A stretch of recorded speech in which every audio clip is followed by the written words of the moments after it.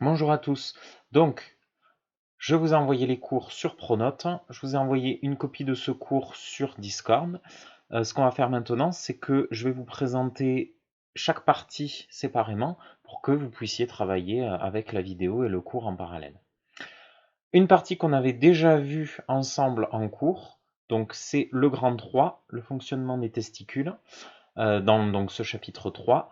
On va être assez bref sur cette partie-là, puisqu'on l'a déjà vu en TP, qu'on en a déjà parlé en cours, mais comme on n'a pas fait le cours à proprement parler, je voulais faire cette première petite vidéo là-dessus, pour vous faire un petit rappel. Alors, si on en revient à un plan du chapitre, donc on avait vu le grand 1, le sexe biologique, et le grand 2, l'identité sexuée.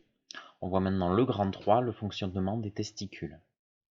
Donc, comme je vous l'ai dit, on ne va pas s'attarder, vous l'avez vu en TP, c'est exactement ça que vous aviez observé en TP, c'est-à-dire une coupe transversale de testicules humains, sur laquelle vous pouviez observer tout un tas de ces structures plus ou moins circulaires, donc qu'on appelle des tubes séminifères.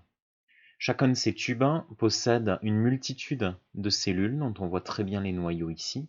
Ce sont des cellules indifférenciées, c'est-à-dire qu'elles n'ont pour le moment pas de fonction, et elles vont ensuite se différencier en ces petites cellules spécialisées ici, que vous voyez ici, un peu allongées avec un flagelle, qui sont donc des spermatozoïdes. Donc ces spermatozoïdes, les gamètes mâles, ils vont ensuite emprunter le tube, l'intérieur du tube, ce qu'on appelle la lumière, pour rejoindre le tube séminifère. Ça, c'est ce qui consiste en la première fonction du testicule, c'est-à-dire la production des gamètes mâles, les spermatozoïdes. Il y a une deuxième fonction au testicule qui a lieu dans cette partie, cette structure, qui s'appelle le tissu interstitiel, donc qui est formé de plusieurs cellules que vous observiez un petit peu bleutées au microscope. Ces cellules, elles ont pour fonction de produire la testostérone. Donc si on résume les fonctions des testicules, la première fonction des testicules, c'est la production de spermatozoïdes. Un testicule comporte de nombreux tubes séminifères d'un diamètre compris entre 150 et 250 micromètres. La paroi de ces tubes contiennent des cellules qui se différencieront en spermatozoïdes.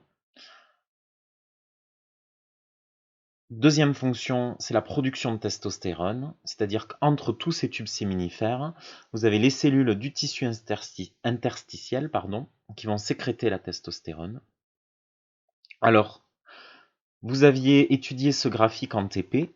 Il y avait deux choses à voir. Sur ce premier graphique, donc, qui représente la concentration sanguine en testostérone chez un homme en fonction de son âge, on voit qu'il y a une petite production de testostérone au niveau 0. Donc ça, on l'a vu en cours, c'est au moment de la formation de l'embryon, où on a vu qu'il y avait une sécrétion de testostérone pour créer les ébauches des premiers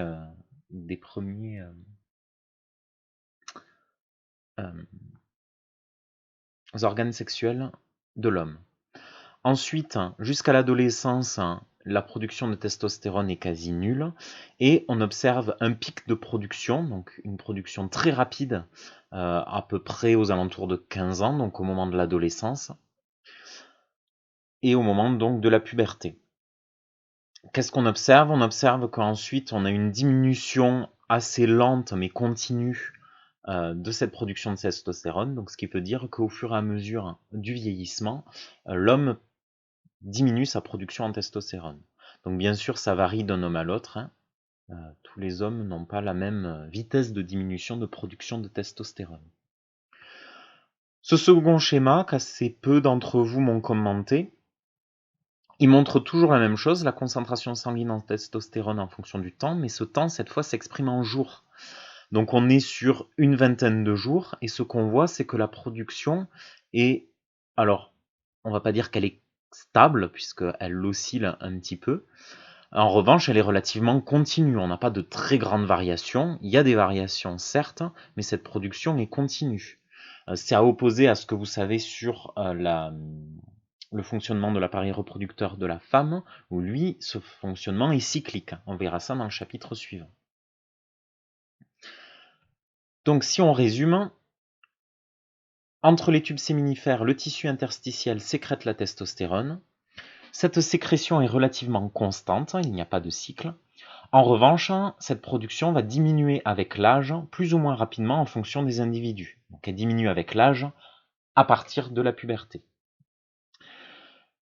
Petit détail, la testostérone, elle est indispensable à la production de spermatozoïdes, c'est-à-dire que si vous ne produisez pas de testostérone, vous ne pouvez pas produire de spermatozoïdes. Petit 3, quelle est la fonction du testicule, donc si on l'intègre dans l'appareil reproducteur masculin dans son ensemble? Vous vous souvenez de ce petit schéma que vous deviez me remplir en devoir maison? On va étudier chaque élément au cas par cas pour voir comment il fonctionne. Donc la première chose qu'on a vue, c'est que les testicules produisaient la testostérone et les spermatozoïdes.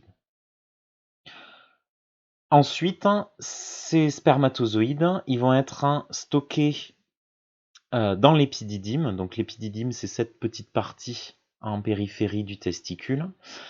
Et ils vont rejoindre, donc ils vont ensuite être véhiculés dans ce conduit qui s'appelle le canal déférent.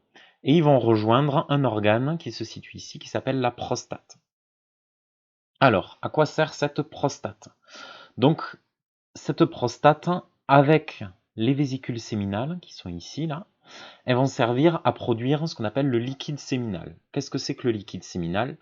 Ce liquide séminal, c'est ce qui compose à 80% le sperme. C'est-à-dire que le sperme, il n'est pas composé que de spermatozoïdes. Il y a des spermatozoïdes, mais qu'à 20%, et 80% d'un liquide qui s'appelle le liquide séminal, et qui est produit dans la prostate et dans les vésicules séminales. Pour information, donc dans 1 millilitre de sperme, on a environ 100 millions de spermatozoïdes.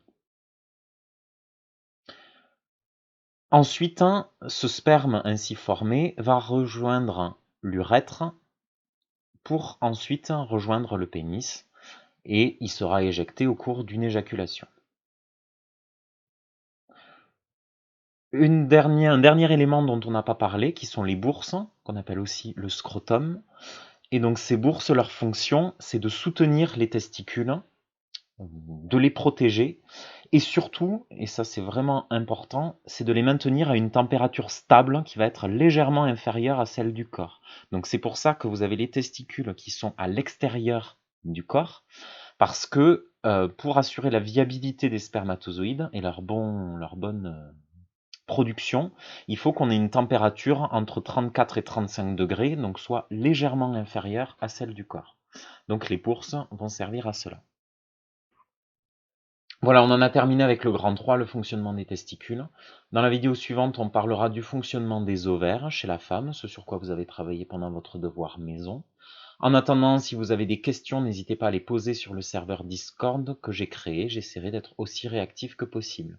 Voilà, bon courage dans vos révisions et à bientôt.